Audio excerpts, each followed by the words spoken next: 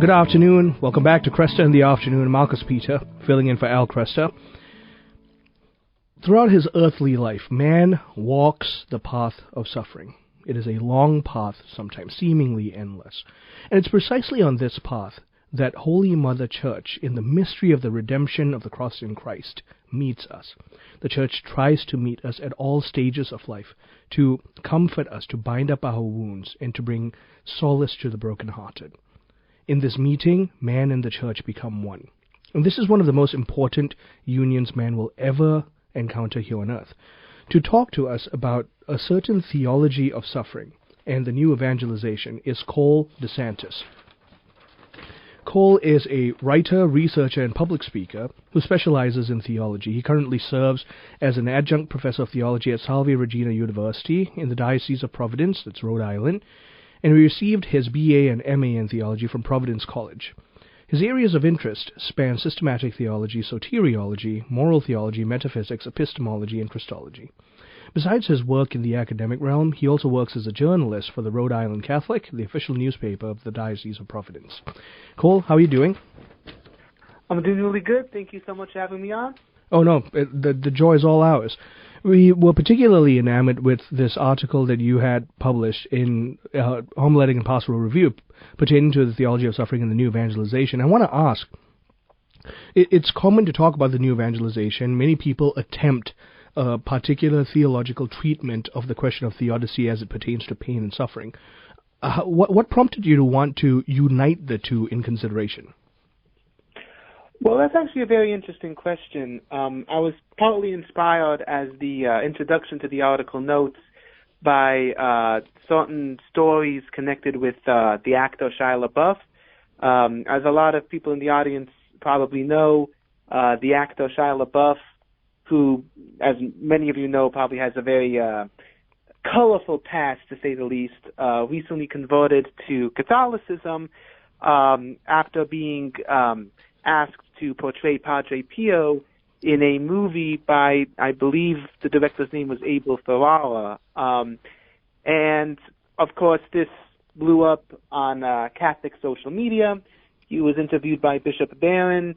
And one thing that particularly struck out with me in his interview with Bishop Barron was how he talked about, he was speaking with a fellow friar at a Capuchin monastery or novitiate in California, and the priest said to him, you know, what are you good at? You know, and basically Shia LaBeouf talked about, you know, his emotional struggles and how that connects with his acting, and the priest, who I believe is named Father James, said to him, well, that means you're good at suffering. And you can use that as a way to bring people closer to God, closer to the faith. And that's exactly the logic of the new evangelization, which is spelled out throughout church history, but particularly in the documents of Vatican II. Mm-hmm. We find ourselves in different situations, and we're supposed to use our talents, our skills, our strengths, our opportunities as different ways of manifesting the holiness of the Christian life. And I think the flip side to that is, if we believe in divine providence, that God causes good but also permits evil, he does that for a reason as well. He does that as a way of helping us to grow in holiness, and therefore even suffering can serve as a means of evangelization. You know, Cole, I really appreciate that you're saying this. I come from just to give you a little bit of context here, I come from an Assemblies of God background where we were constantly preached to that if you are suffering, something's not right with you. And it was a very name it and claim it, kind of quasi-prosperity gospel version of the faith. And most Protestant traditions, in fact, I want to hazard a guess that it's almost all Protestant traditions at this point, have completely thrown out any theology of suffering as one of the many babies cast out with the bathwater of the Reformation or post-Reformation. And the Catholic Church seems to be the only one that has sought to preserve this kind of proper, sound, deep theology of not only suffering, but now, as you're saying, as a means of evangelization. John Paul II in 1984, the document Salvifici Doloris. I mean, the head of the church is telling us, nope, suffering has a key role in the Christian faith. But now, acknowledging all of that, though, you and I can also admit this. If we come to someone and say, hey, become a Christian, you're going to suffer, that's a great way to introduce the gospel message. Yeah. And I totally understand what you're trying to say. I think, unfortunately, and I think this is a problem you even see among a lot of Catholics, Catholics from, let's just say, my grandparents or great-grandparents' generation would have heard this message a lot more.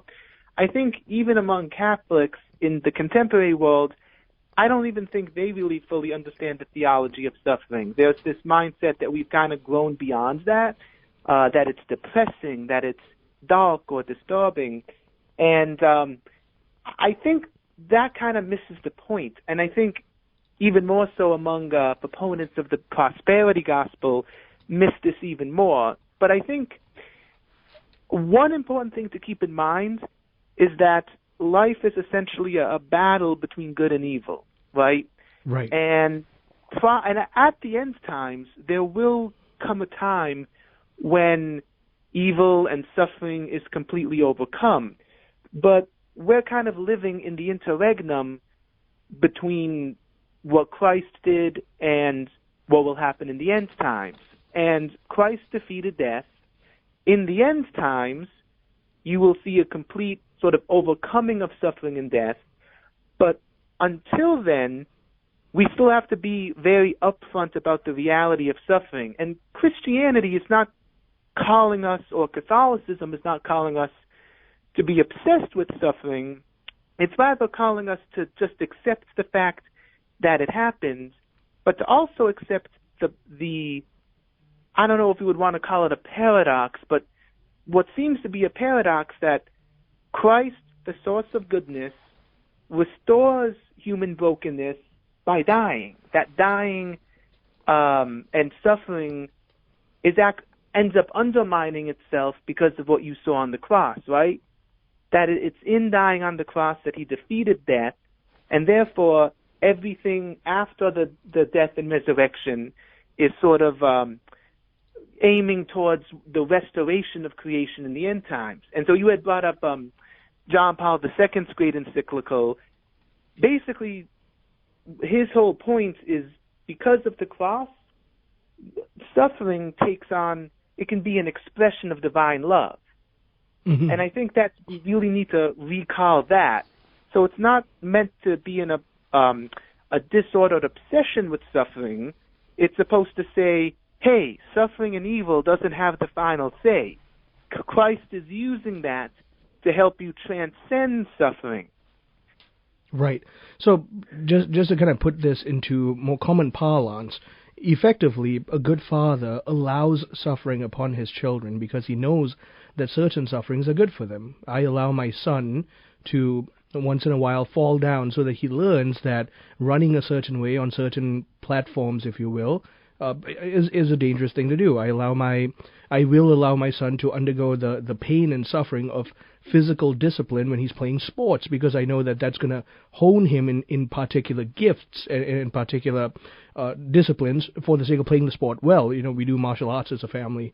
Or when you take your child to the doctor and we allow our children the pain of particular medication.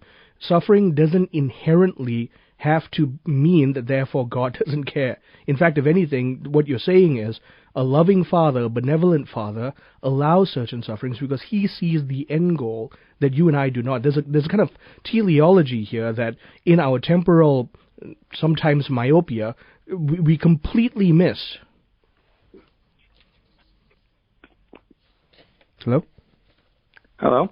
Yeah, sorry, I thought I lost you there. Now, you go on to say that the church fathers, particularly in Athanasius, there's a certain kind of result that is viewed in terms of death, right? Suffering and evil are juxtaposed to death. And you point out very clearly, death actually isn't contained in God's original plan. So walk us through that, because the fact is death is an evil. Talk to us about that. Well, I think a lot of people tend to overlook that fact. I think part of it has to do with in the modern era, we don't really have much patience for metaphysics, so to speak. But basically, there's a specific order or structure to creation, and basically, in the view of many of the church fathers, people like Gregory of Nyssa or St. Athanasius, they believe that death and suffering result from us being corrupted by the effects of sin, right? God did not create the world to suffer.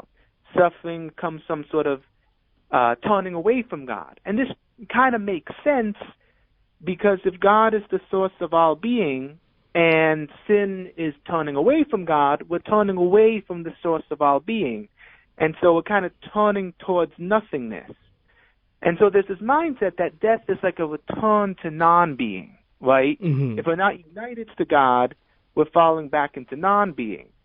But I think, this kind of creates the context for Athanasius' view on the necessity of the cross. Christ takes death upon himself, so the source of life experiences death, and in rising from the dead, he defeats death.